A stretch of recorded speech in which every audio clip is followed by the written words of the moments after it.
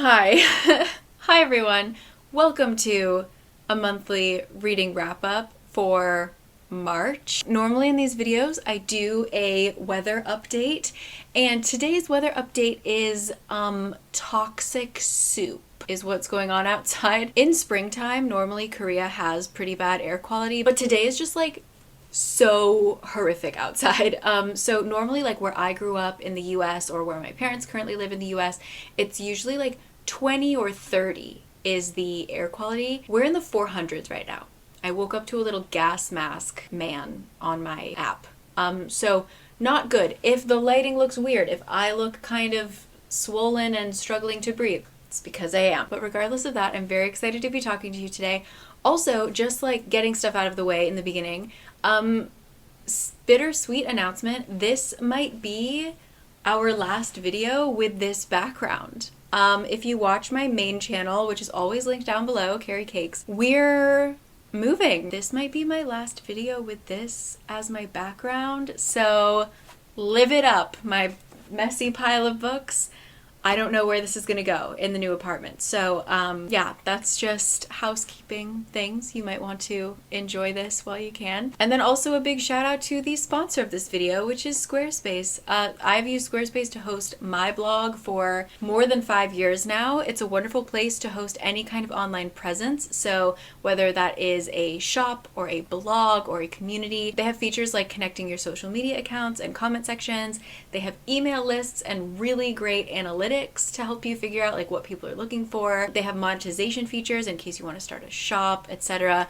Super easy to use, tons of free templates to like click and your website looks professional. Highly recommend them. So you can go right now to squarespace.com and actually play around, set up your website for free, and then when you're ready to launch it, you can go to squarespace.com/caricanread and get 10% off of your first website or domain, and my website is always linked down below as well. So thank you as always for supporting this channel. Love you so much, Squarespace. And we're gonna dive in. I feel like this month I'm really proud of myself, and I took time to read. I'm a very impatient reader, which I'll talk about with a book that I read kind of later in the month, but I'm the kind of person that like, I just devour stories. I want to get to the end. I want to know what happens and everything like that. So I end up reading quite quickly, and usually that's fine. Usually that's great, but I found that recently I just haven't been able to keep up that pace. I've been reading not slower, but I've just been reading in like shorter spurts versus me sitting on the couch for like 6 hours straight. Also, partially just life has been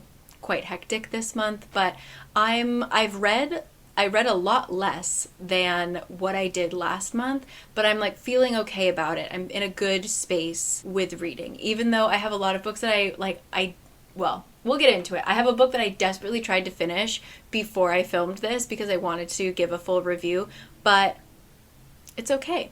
I'll talk to you next month. It's not like we're going anywhere, right? Let's just dive in with a trilogy to start it off. Technically, I read a couple books in between, but I'm just going to review the trilogy as a whole as my first thing, and that is This Woven Kingdom. I finally read it. I know that this is an unfinished series. I went into it knowing that. And this is by the same author as Shatter Me, so I kind of went in assuming that there would be like a lot of drama, a lot of just like drawn out yearning, if you've read Shatter Me, you know what I would expect. And this series is a lot different, almost unrecognizable, I would say, in terms of writing. Shatter Me, especially like the first, 4 books, were very like early 2000s core, very like edgy, lots of like broken off sentences and like, I'm not like the other girls. This one is much more poetic. It's very flowery, almost in kind of a negative way in some points. This is based off of Persian folklore, so this is not like a futuristic dystopian world like Shatter Me was. This is totally different. So we follow our main character who lives in a world where there are jinn and there are humans. We know that our main girl is harboring some kind of secret, but we just aren't sure what it is yet. But she's basically living undercover. She's just like a maid in a fancy household, and she just like doesn't want to rock any boats so that she can just like live her life and do whatever. Boats get rocked. There are princes, plural, moodiest, most dramatic characters I have ever met. There is a prophecy that she may or may not be a part of, which means that people may or may not want to kill her, which is potentially why she doesn't want to rock any boats. So overall, I enjoyed the experience. I think the beginning was difficult to get into because the writing style was quite different and sort of, I felt a little like detached from the characters because they had their own secrets and it just, I couldn't get a sense of them. But once you do, then you become really connected to the story. And then she draws it out for so long. So that's my main complaint. Like, I enjoyed it because I was just like happy to be on the ride. Book 1, I think, was paced normally. This was like a normally paced book, okay? The second book takes place over the course of, I'm gonna say, 2 days. We have split POV, and literally the entire second book is like, let's get ready for an adventure, call the troops, and then it's like people disperse and try to find their friends and like gather their friends, and then the moody prince is like, should we go on this adventure? For the entire book. And then ditto with the third book, it's very much like takes place, there's a time jump, but it takes place over the course of a day, 2 days, maybe 3. And again, it was very much like, now we're on stage 1 of the adventure. Like, she is stretching this out so much. It's painful to read, but if you're willing to be on the ride, it's a fun ride to be on. I said that the third book was excruciating and, quote, skimmable, honestly.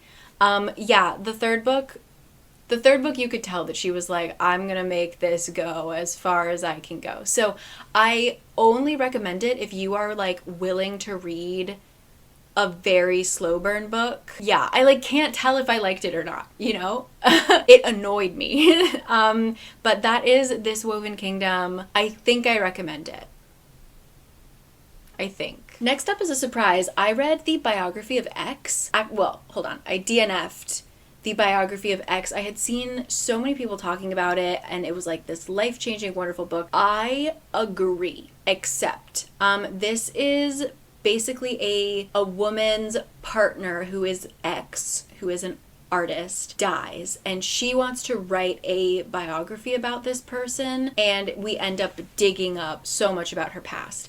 And what I didn't know is that this actually takes place in like a futuristic dystopian version of the US, where we've had like a civil war that split us into multiple different sections, and like there's all these different rules. The South is this like super religious section. So the reason I DNF'd it is that I found it to be fascinating.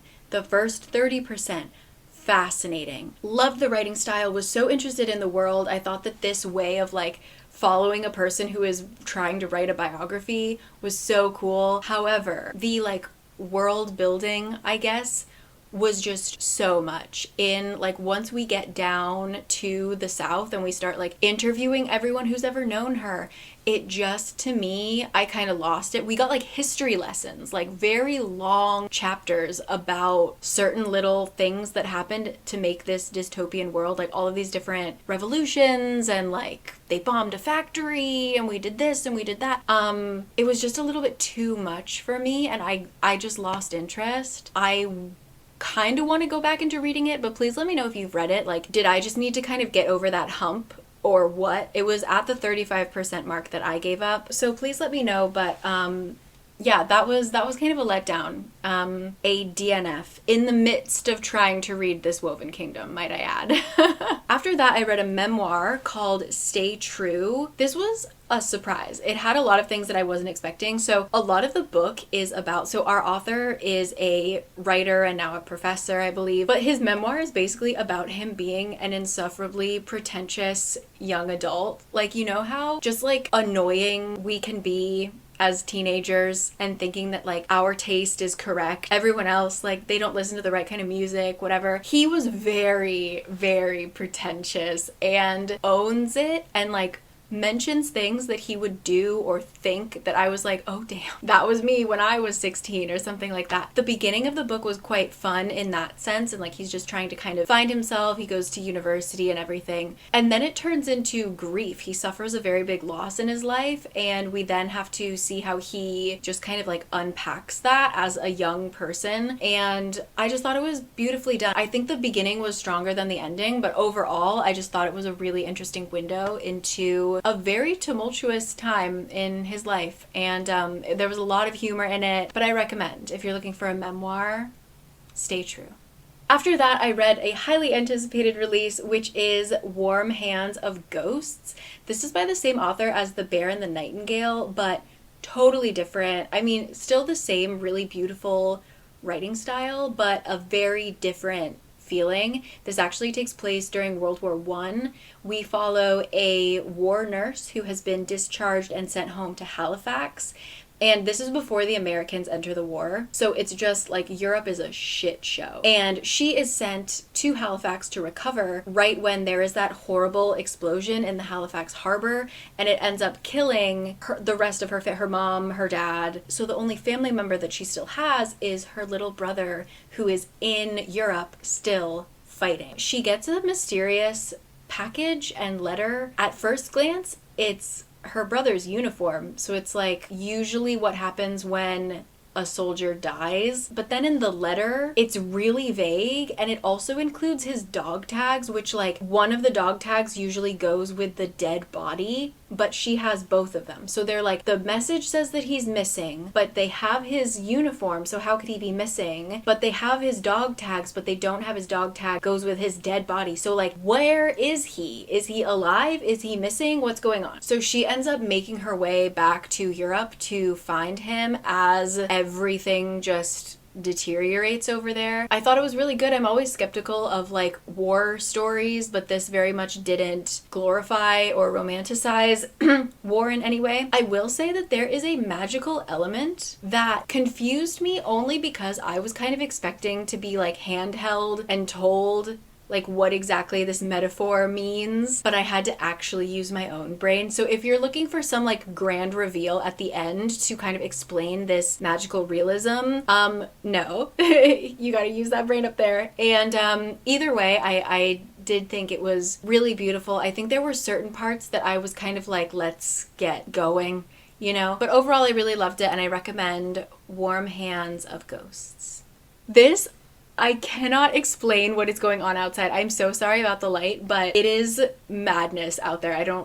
Oof, man. Next up, I feel like I just want to show you guys the cover and make you guys read it simply for that. I read The Hedge Witch of Foxhall. Not gonna lie, I'm pretty sure I saw the cover on Bookstagram or something. Someone read an arc, and I pre-ordered it, not knowing anything. Pre-ordered it, so it arrived. It came out in March. In my notes, I wrote down that it took me 60 solid pages to get into it, and I do stand by that. It has a kind of slow, strange beginning, but this is truly just a little fairy tale. It is so, I don't want to say cozy, but it's sort of like, it's a standalone. It wasn't like a very epic plot. It wasn't trying to be anything huge, is basically what I'm trying to say. It is split POV, and we follow one girl who is a witch, but she refuses to join the coven, the Foxhall coven, because they seem like really greedy witches, and she's like, listen, I just want to live in the forest with my little fox familiar, try to help people whenever I can with my magic, and I don't want to deal with your like weird politics and your like horribly destructive magic harvesting ways, okay? And we also follow a prince who is trying to figure out why the magic is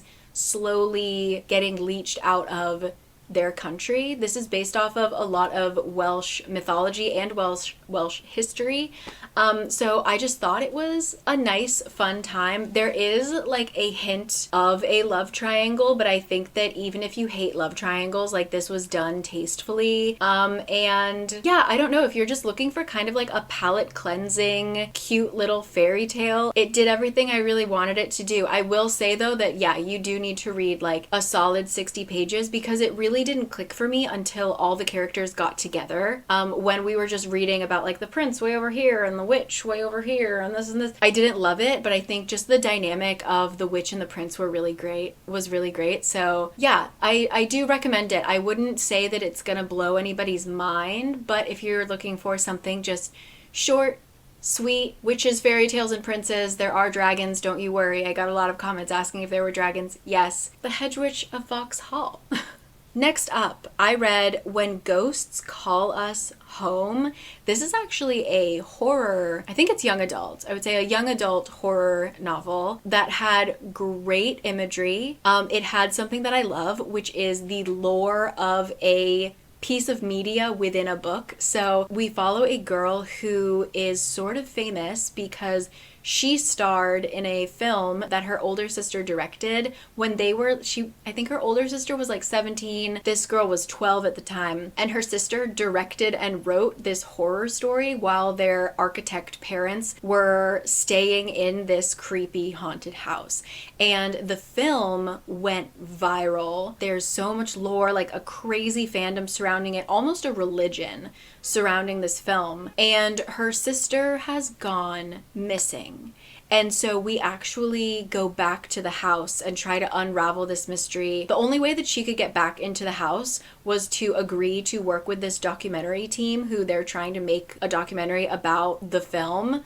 So she ends up going back and having to like relive and refilm some of the scenes from the movie. And it's sort of like, is the house haunted? Was it like, what's going on?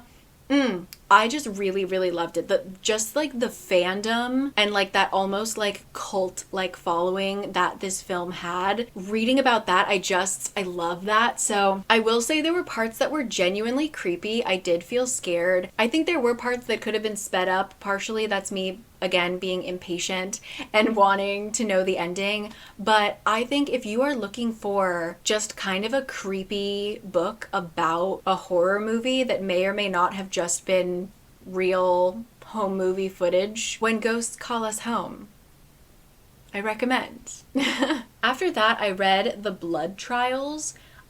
This one was so nostalgic. I felt like, as I've said, I haven't read Divergent, but I watched the movie. I feel like this, if you are a Divergent girly or if you ever were, I would give this a try because it felt very much like that. We're basically in a kind of futuristic feeling world where they have this rank of soldier that you are like the best of the best. And you have to go through brutal training in order to reach that point. So we follow our main girl who is reeling from the loss of her grandfather who basically raised her, who was a high-ranking general in this world. And because she's just been hit so hard with this grief, she decides that she's not going to continue her studies and go into the blood trials, basically, to try and become a soldier, which was everything she has ever done has been to get to that point. So we meet her basically like the day before the trials start, where she is dead set on like, nope, not gonna do it, when someone throws in a little twist. We learn that her grandfather maybe didn't die of natural causes, and that there's some kind of conspiracy in the upper levels of the government that assassinated him. And the only way to get closer to finding any of these clues, get closer to these people who might have killed her grandfather, is of course to continue on the path and become one of these crazy soldier people. So she changes her plans last minute, joins the trials, and we follow her as she simultaneously tries to survive the most incredibly brutal military training I have ever read and trying to find clues of who killed her grandfather. So the only reason I didn't love it is just because I don't love reading like super military-esque books, and this was very much like every single day there was a new trial, and it was like, we're gonna drop you in the middle of the woods and you're gonna have to fight your way out and survive. There was just like a lot of death, a lot of just like brutality, which isn't my favorite. And so I thought when I finished this book, I was kind of like, okay, I read it. I think it's a good book for what it is. I know people who would love this book. Just wasn't for me. I'm not going to continue the series. And then I waited a week and I was like, you know what? I kind of want to go back to it. I think that closer to the end of the book, we get much more into political intrigue, and so I'm hoping that the second book is much more based on that. So I think I am going to continue the series, actually. So I do recommend it. I recommend it to people who are okay with the things that I mentioned. Definitely like the Divergent, even sort of the Hunger Games, if the Hunger Games were even more brutal. I do think this is new adult, though. It could be adult because there's definitely like a couple sex scenes that came out of nowhere. I actually was laughing through the first like intimate scene because I was like, what? Like, where did this come from? So I do think it is like a new adult to an adult book. That being said, like the other parts of it, even though it's gruesome, it reads a little bit YA, just because I feel like my mind goes there because I've read so much young adult dystopian, like trial-based plots. I don't think the writing was like necessarily young. I just felt like the plot itself felt young adult with adult content in it. Does that make sense? But I still recommend it. The Blood Trials. I also have a pretty wicked cold and I'm on cold medicine right now, so I really apologize. As I'm speaking, I feel like my summaries and my reviews are just not as good as they normally are. I feel like I'm kind of bumbling, so apologies. Medication. I don't usually take cold medicine, so I'm kind of like woo, and you will see that in the next video next week. It's even worse because I already filmed that video, and that was a pain in the butt to edit, to try and get myself to like speak like a normal human. Whew. So, but we're almost done. Next up, I read an arc that I was so excited to get. Oh my god. This is by Sebastian, and it is called You Should Be So Lucky. So I love Sebastian. They wrote The Queer Principles of Kit Webb and The Perfect Crimes of Marion Hayes. Loved them both. If you want like wholesome but really hard-hitting queer rom-coms that are laugh out loud funny, like emphasis on the comedy, you should read Sebastian. Don't read them for plot. The author says it themselves. Whenever they talk about like, oh, I'm coming out with a new book, it is like less than 2% plot. Don't read it for plot. Read it for laughs and tears and great characters. And that goes for You Should Be So Lucky as well. So I didn't know this, but it's actually kind of not a duology, but like certain characters show up in You Should Be So Lucky that were in another book that came out earlier called like We Would Be So Good or something like that. So if you don't want to spoil that, I mean, a rom-com, of course they end up together, don't they? But if you don't want to spoil that relationship, you should read this one first. But You Should Be So Lucky. In my notes, I wrote, baseball, gay in the 60s, cute.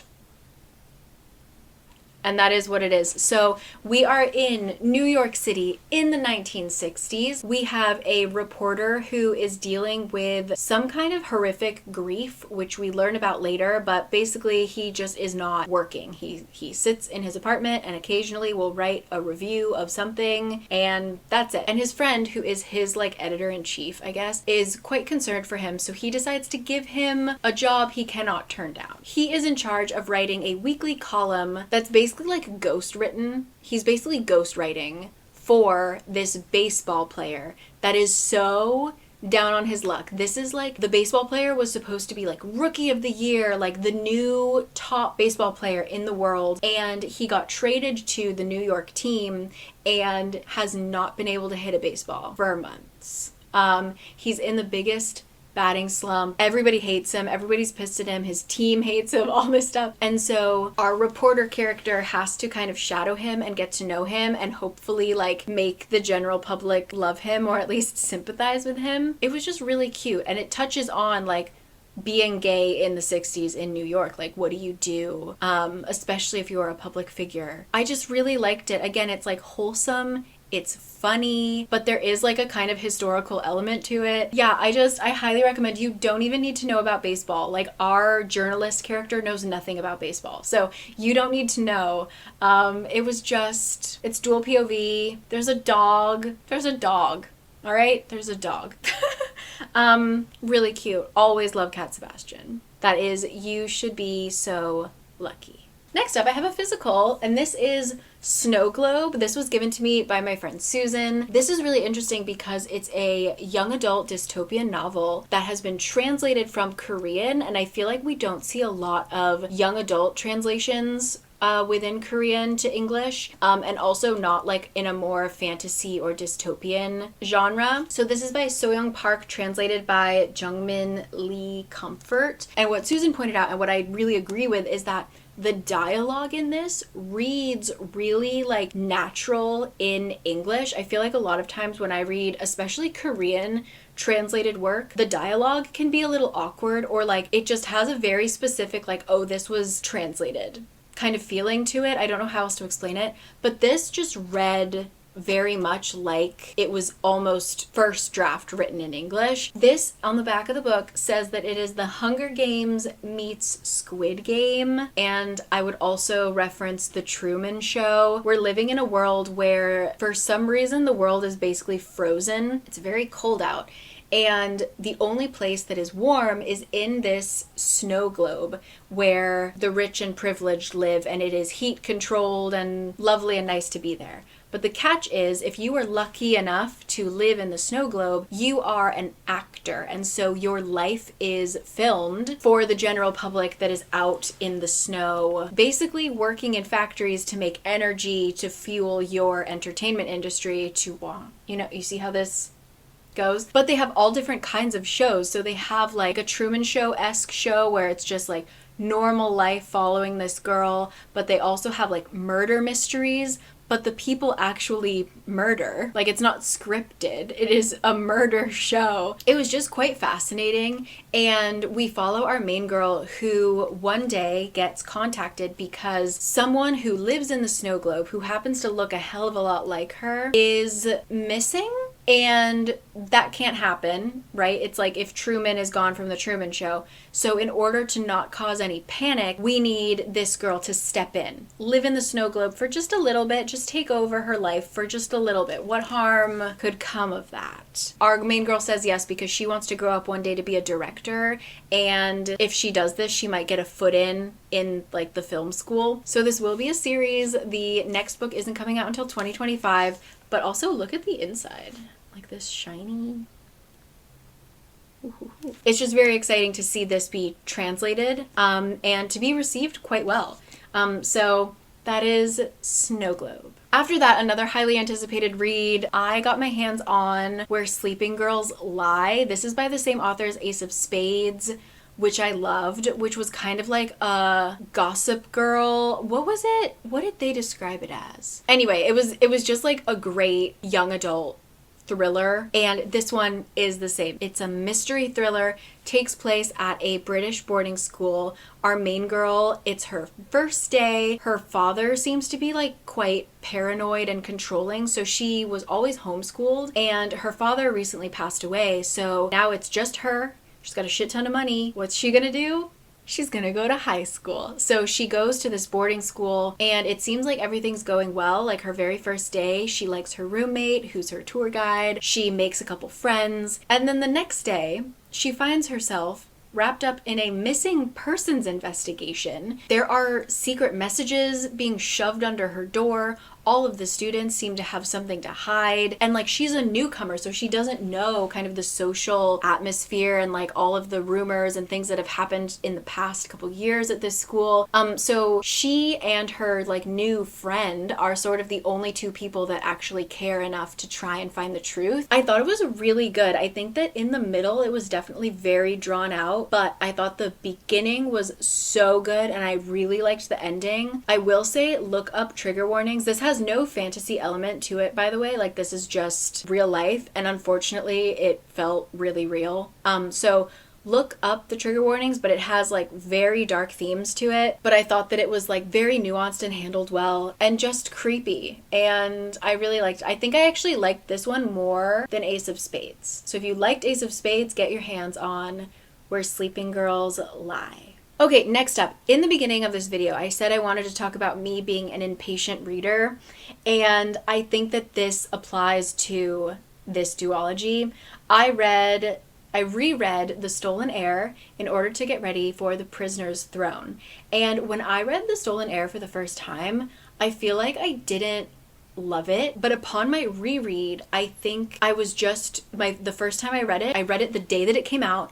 I think I was just so excited for it that I read it almost like too fast, and I didn't like let myself enjoy it. And I was also really concerned with the fact that I didn't remember anything about the kind of ending of The Cruel Prince, because it is tied to the Cruel Prince series, especially Prisoner's Throne. But that family tree is so messed up. And I thought, like, I really need to understand it. I really need to figure this out so that I can read The Stolen Heir. And so as I was reading The Stolen Heir, I felt like I must be missing something because I don't get the family relationships. It doesn't matter. Just assume everyone is kind of related. And you're right. But so I actually really enjoyed The Stolen Heir the second time. We're following Oak, who is the little brother in the Cruel Prince series. He is a prince, and we follow him as he embarks on a quest with the help of his childhood friend, who they haven't seen each other in years and years and years, named Wren, who is kind of a changeling. She grew up in a human home, and then her family came to collect her and stole her from her family, and she lived this horrible, horrible childhood in Fairy. She managed to run away, and now she just kind of lives basically in the backyard of her human family's home. So they go on this quest that will hopefully take down her abusive fairy mother, but also help Oak free his father who's been in prison, that whatever. There's a lot of stuff going on, which I feel like I was so obsessed with like understanding what was going on that I got in my head a little bit too much. But I think if you read it just being like, let's go on this adventure, it will serve you better.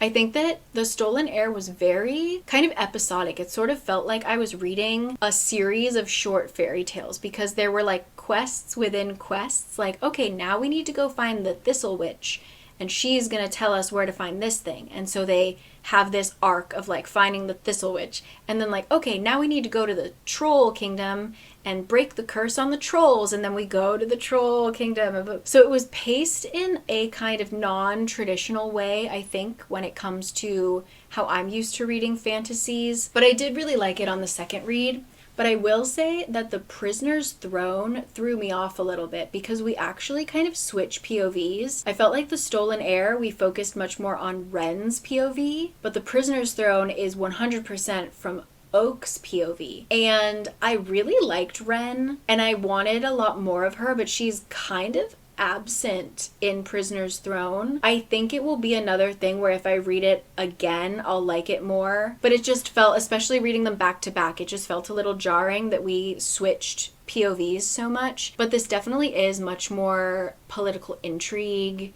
Very confusing, honestly, but political intrigue nonetheless. Lots of Jude and Carden in Prisoner's Throne. Overall, I liked it, but I think I liked The Stolen Heir more. Ask me next year, but as it stands right now, I think I like The Stolen Heir more. I don't know. Let me know your thoughts, because I'm still kind of digesting that series. I just read it a couple days ago. Let me know what you think about The Prisoner's Throne. And after that, the last book I finished, Susan also got me, look at this. These like shiny edges. Ooh! A Fate Inked in Blood. So I read The Bridge Kingdom, didn't love it. But I've heard really wonderful things about this book from people who also didn't like The Bridge Kingdom, so I felt like I should give it a go. This is based off of a lot of Norse mythology, so we have a lot of Norse gods, a lot of like rune magic. I really liked the world. I will say that Danielle L. Jensen definitely writes romantasy, focus on the Rome part, the romance. From the very first page, it was like the arc of this story is about when are they gonna have sex. So I did like the world, I did like the story, but I feel like it was just like a little unbalanced for me. I think that there was just more romance to it, and it was a more of like a lust and yearning kind of romance, but like a sexual yearning. I didn't really believe their like emotional connection as much because it was so focused on the physical connection. But I do think that the second book is going to be even better, so I will continue this. We basically follow our main girl Freya, who is hiding a secret that she has been blessed by a god. And so if you are blessed by a god, you have some of their power. Her family has always told her that she needs to hide her gift. She can't tell anyone that she's been blessed by a god, but it accidentally comes out one day, and it turns out that she is part of a prophecy where whoever she teams up with will unite all of the kind of jarls or whatever they're called, the tribes or groups of people into one giant kingdom. And so she gets kind of taken up by the leader of where she lives, because he's like, well, you're gonna make me a king, so you gotta marry me and let's go on this adventure and conquer the world.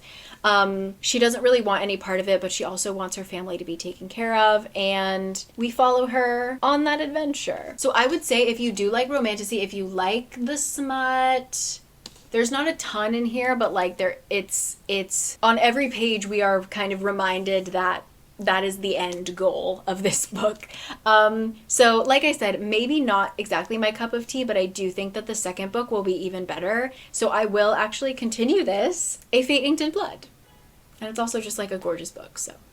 And then finally, the two books that I'm currently reading that I wasn't able to finish to talk about for this video. I'm so bummed. The first one being Notes of a Crocodile. This is by a Taiwanese author, and it's about a girl who falls in love with another girl in her university, and just what it's like to live, I believe it's in the 80s, what it's like to live in the 80s in Taiwan as a lesbian, and she doesn't really want any part of it, so it's a very toxic, like, they break up every other day kind of relationship. So I'm only about 25% through that book, but it's quite short and quite interesting, and it's a classic that I guess nowadays in Taiwan, it's common to use the word crocodile as like someone who is trying to pretend to be someone that they aren't. So if you are a lesbian and you try to pretend that you're straight in society and things like that, I guess like crocodile is a common saying. Correct me if I'm wrong. But anyway, it's just a classic piece of Taiwanese literature. So I wanted to read that. Currently working on that. And then I'm like 35% through Silver Under Nightfall. I've been waiting for this. I've kind of put it off because the next book is coming out in 4 days. So by the time that you see this, it will be out. This is about vampires. Our main character, Remy, is a reaper, which is basically a vampire hunter. But they also kind of live alongside vampires. So they're only killing the ones that put their toe out of line, so to speak. But we get wrapped up in this adventure because there is some kind of virus going around that these people who are supposed to turn into vampires, they've gotten attacked and they are in the process of turning into vampires. Something is going wrong, their blood turns blue, and they turn into these like unkillable zombie, honestly like super gruesome descriptions. Like if you're okay with reading gore, like I was trying to eat breakfast reading this book and I couldn't. Like it's gross. But they become these like unkillable zombie things that can regenerate. And so the vampires and specifically Remy, the Reaper, need to join forces and figure this out. Like I said, I'm 35% of the way through. I think that the world building is really heavy, but as I'm reading it, it's like I know that I'm going to love this book. I just have that feeling of like once I get through this heavy world building and setting up the plot and all of this stuff, I'm gonna love it. I just need to get through this. I feel like I'm kind of at that point now where like the plot is gonna really take off. So I'm excited for it. I will say that like the first 30% has been that kind of feeling of like excited to read this book, but as it stands, the actual words on the page for the first 30%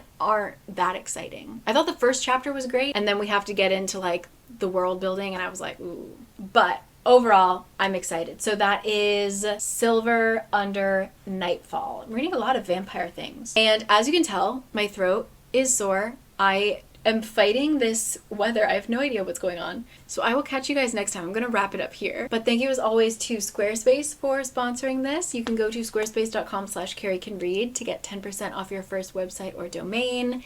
Information in the description box as always. But yeah, I'm so sad to say goodbye to this little area. But I'm first heading to the US for a couple weeks, and then after that we're moving. So I will catch you if I'm MIA on this channel for a little bit. You can catch me on my other channel or on my Instagram. I promise I will be updating there. But yeah, I've got 2 15-hour flights coming up, so get ready for rom-com recommendations, and my battery is dying, so I will catch you guys next time. Thank you always, and let me know what you're reading. Let me know about all the books that I read, if you read them, all that stuff. Okay? See you. Bye!